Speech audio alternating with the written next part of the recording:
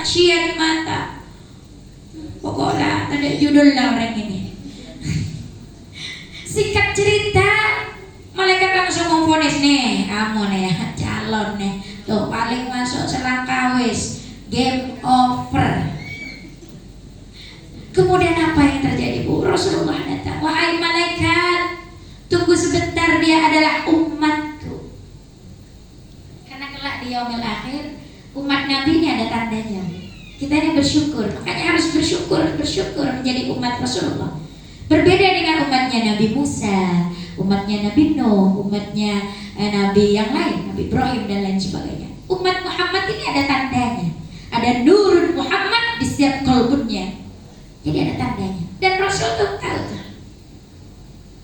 Datang, iya Rasulullah, ini adalah umatmu. Tapi lihatlah, kau lihat perbuatannya selama di dunia.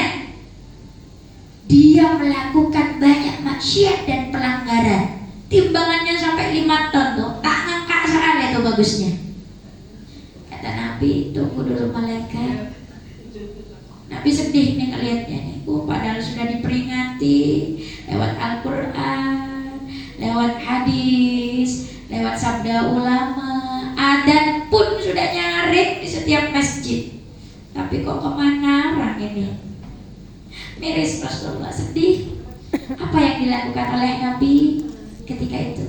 Kemudian Rasulullah astana, tangan beliau menuju ke kantongnya.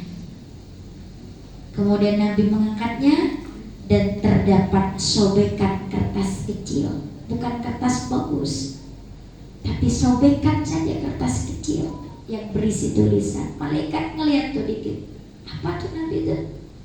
Akhirnya oleh Nabi, sobekan kertas yang ada tulisannya itu ditaruhlah di timbangan amal kebaikan si fulan tadi. Setelah ditaruh sobekan kertas kecil, apa yang terjadi? Perlahan amal keburukannya ini naik sampai sobekan kertas tadi mengangkat amal keburukannya menjadi ringan, dan yang berat adalah amal kejelekan. Malaikat tercengang, termasuk si fulan. What the matter? Wow, amazing. Apa yang terjadi?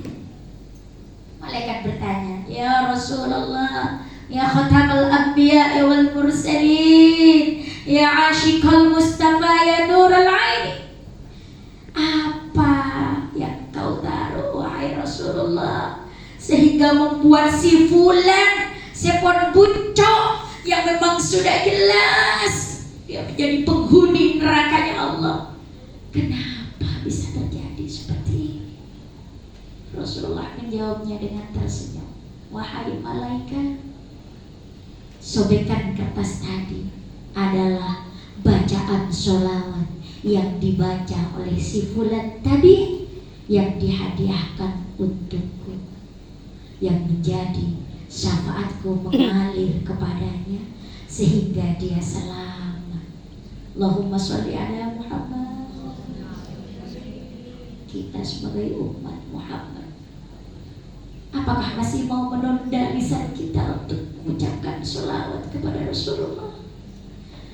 Kita sebagai umat yang selalu bermaksiat, apakah masih mau menutup lisan kita untuk mengucapkan sholawat kepada Rasulullah? Kita yang penuh dengan kemaksiatan, apakah kita tidak mau memikirkan masa depan kita? Sedangkan ajal kita tidak tahu kapan datangnya. Apakah esok, tahun depan, bulan depan, atau bahkan 1 jam ke depan? Kita tidak tahu. Kalau bukan hari ini kita mau berselawat, kapan lagi?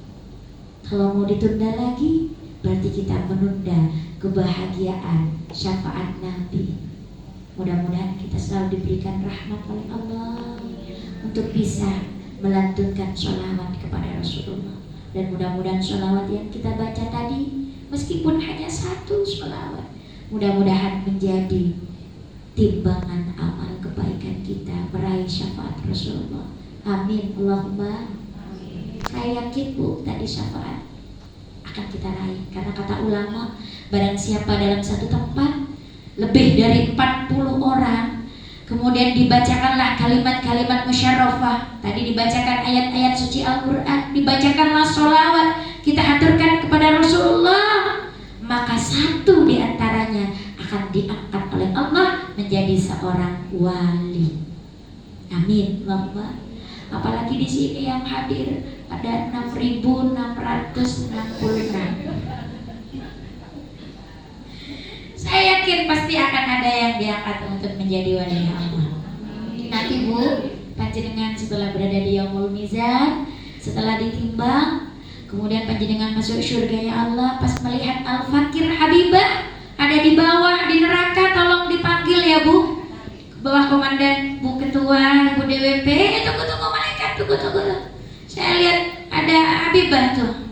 Iya benar Habibah di neraka tuh Habibah. Tunggu malaikat. Pada hari Kamis tanggal 25 September kita bareng-bareng membaca sholawat, malaikat bawa Muhammad ke surganya Allah. Malaikat katanya Ibu Ketua dibawa Ibu. Mudah-mudahan kita bersama-sama untuk menuju surganya Allah. Amin. Allahumma. Tadi beberapa akhlak karimah yang diajarkan oleh Rasulullah. Kita Bu, untuk meraih syafaat Nabi tidak boleh dan tidak bisa hanya karapat himbi, tapi melalui jalan-jalan sekarang dekat beliau. Jalan yang terindah adalah takzim dan taat kepada suami kita. Itulah salah satunya jalan. Ujian memang selalu datang. Kadang suami kita menjengkelkan, kadang suami kita membuat kita menangis, kadang suami kita juga membuat kita marah. Tapi itu merupakan salah satu bentuk ujian ketabahan dan kesabaran kita. Sejauh mana kita gigih untuk meraih ridhonya, mengharap syafaat Rasulullah.